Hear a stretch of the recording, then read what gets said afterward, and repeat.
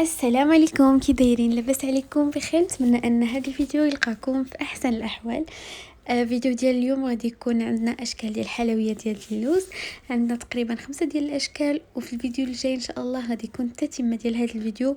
غادي نشارك معكم اشكال بالعجينه وشي اشكال اخرين ديال حلويات اللوز اللي كانوا تحت الطلب ديالكم في الفيسبوك. طبعا كاع لي ريزو سوسيو ديالي غادي نخليهم لكم في صندوق الوصف، فما غاديش نطول عليكم وندوزو مباشره المقادير. عندي هنايا كيلو ديال الدقيق.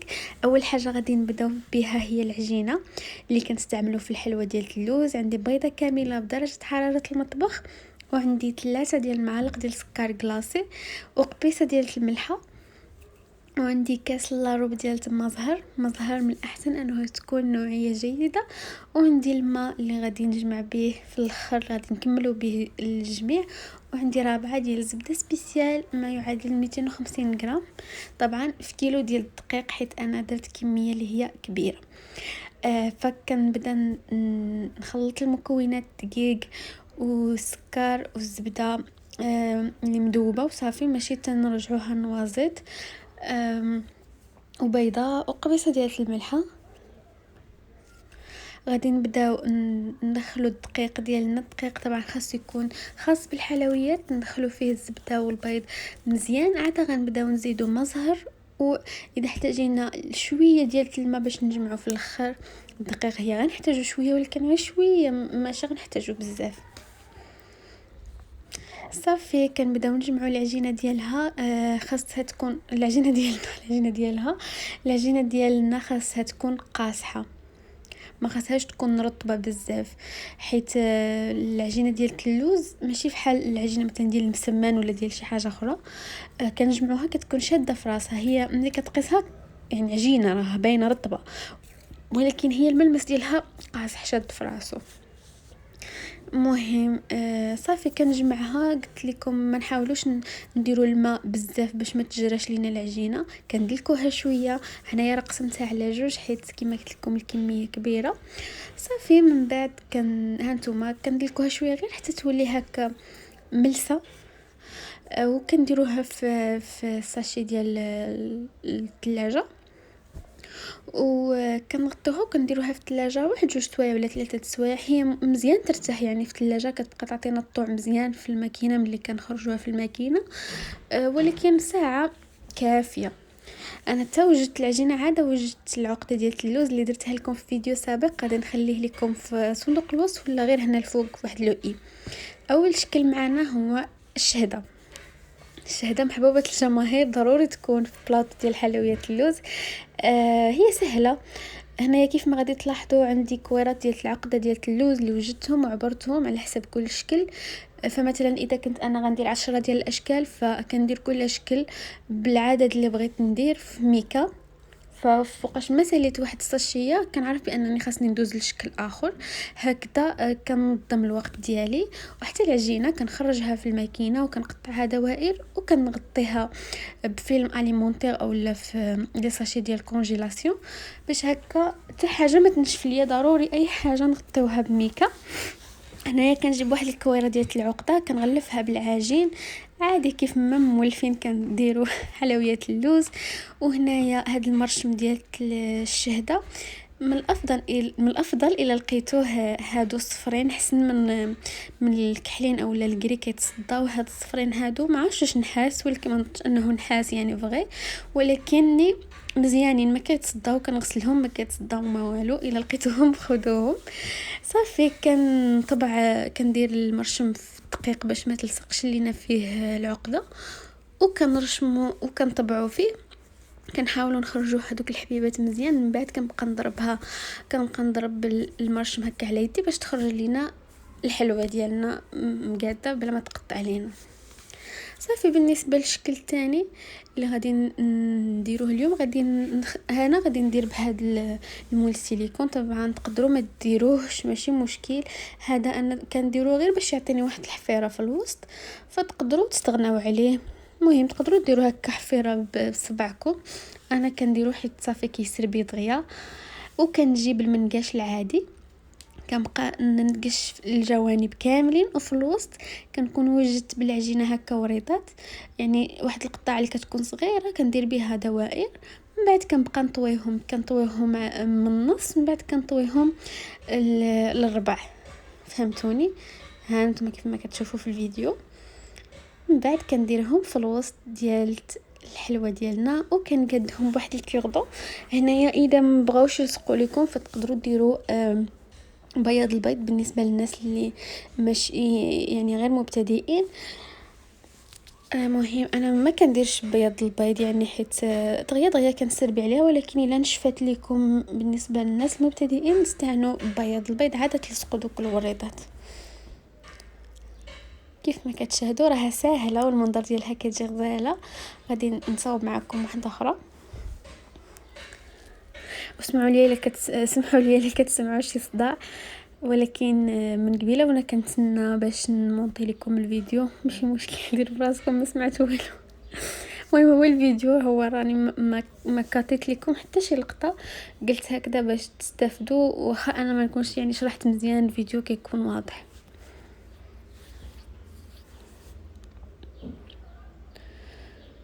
صافي بهذه الطريقه هذه. وطبعا حلويات اللوز انا كنخليهم يباتوا. هنايا كنت غنطيبهم.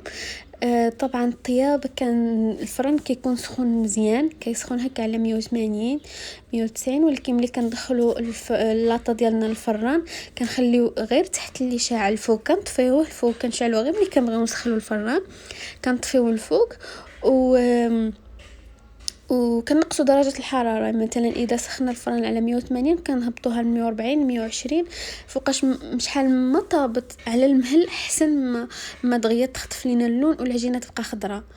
فعلى المهل ديالها احسن. هنايا والحلوه وهي سخونه كندهنها بالناباج اللي كنكون سخنته شويه على البوطه باش يخفف ما يبقاش لنا ثقيل.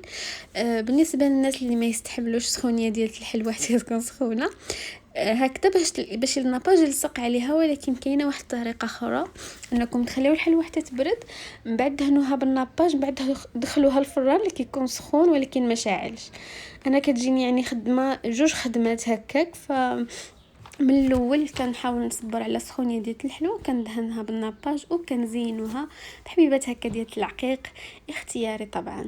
هنايا شكل اخر، فعندي هنايا العجينه كنسرحها في الماكينه. ملي كنخرجها فما كنقطعهاش دوائر، كنكون وجدت عقده ديال اللوز اللي كنوجدها هكا حرابل، وكنلويها على كنوي العجينه على هذاك الحربول مره واحده. ما كنلويوهاش مثلا ما كنلويوش عليه لويه ولا جوج يعني تتسالى لنا العرض ديال العجينه. كنلويو مره واحده وكنقطعوا الفائض. المهم كيف ما غيبان لكم في الفيديو.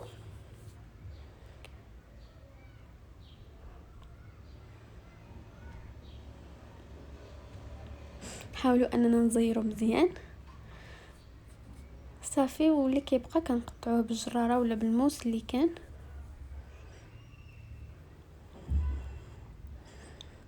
طبعا انا هنا كنخدم بحربول باش ما ينشفوش ليا.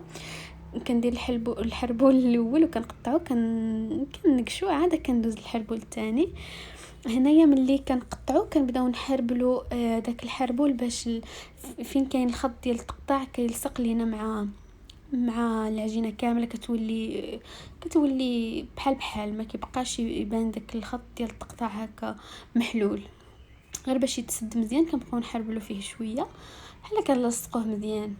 صافي من بعد كنبدا نقطع الحلوه ديالنا. كنقطعوها نتوما عندكم ميزانكم على قد اللي بغيتو.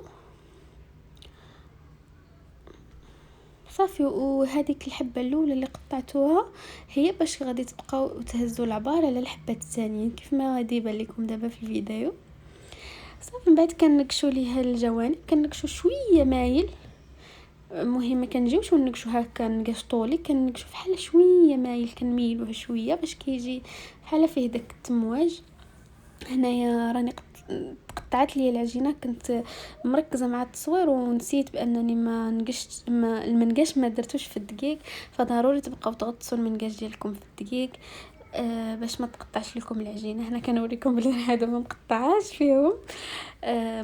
صافي ملي كنسالي كندهن السطح ديالهم ولا الوجه ديالهم اللي من الفوق كندهنوا ببياض البيض وكنلصقوا عليه نص كركاعه كيف ما غادي يبان لكم دابا. تقدروا ديروا مكسرات، حبه من كاجو، حبه من اللوز، حبه من البيستاش، المهم داكشي اختياري.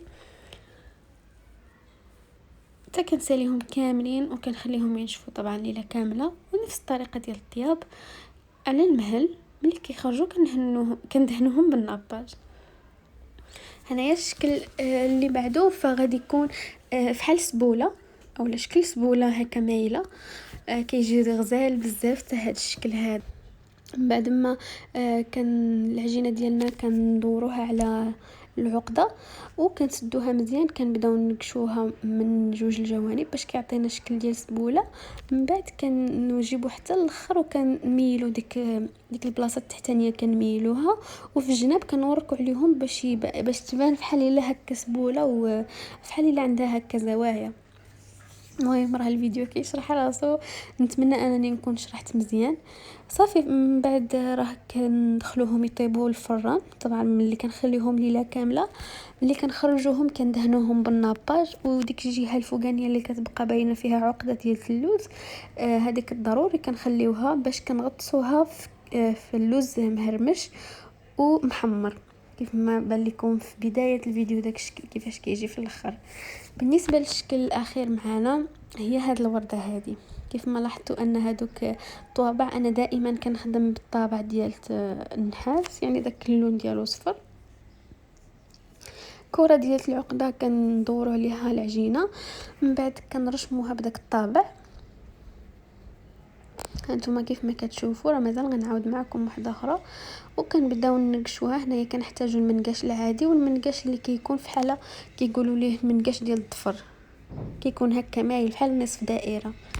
صافي ملي كنكملوا كنديروا ديك حبات اللوز كنديروها في بياض البيض ضروري باش ما تبقاش طيح لينا، وكنديروها في الوسط من حبه يعني من وسط الحبه ديال الحلوه ديال اللوز جمله كبيره. المهم هانتوما من بعد ما كنطبعها كنورك مزيان على هذيك المرشم باش تخرج لينا الورده، ومن بعد كنبدا نضربها هكا بيديا باش تخرج لينا الحلوه بلا ما تقطع لينا. اولا كنبدا بالمنقاش العادي، كنبدا نقش دوك 4 ديال العريش. المهم العافيه كتكون مهيله باش ما يتحمروش لينا زعما ما يتفوتش فيهم الطياب. هانتوما كيف ما كتشاهدوا. المهم 4 ديال المثلثات كنديروهم بالمنقاش العادي، ودوك الجوانب اللي كيبقاو لينا كيف ما كيبان لكم في الفيديو. غير انا بعض المرات كنساب اللي كنصور يدي بحال الا كتكون ماشيه لهيه ما كنقربهاش الكاميرا فكنسى شي مرات. صافي وكنديروا حبه ديال اللوز في الوسط. وهنايا غادي نكون وصلنا لنهايه ديال الفيديو. نتمنى انه ان شاء الله يكون عجبكم وتكونوا استفدتوا منه. خليوا لي تعليقاتكم ان شاء الله يا ربي. اذا لقيت تفاعل مزيان في هذا الفيديو فغادي نحط لكم الفيديو ان شاء الله في اقرب وقت، غدا ولا بعد غدا. راه عندي واجد مونطي وكل شيء، غير ملي ما كنلقاش تفاعل على الفيديوهات فما كتكونش عندي ديك الاراده انني نحط لكم شي فيديو. صافي بحال ما كنديرهاش كاع في بالي، ولكن ملي كنلقى هكا تفاعل ديالكم كنفرح وكنبغي دائما نحط لكم فيديوهات. شكرا لكم بزاف ونتلاقاو ان شاء الله.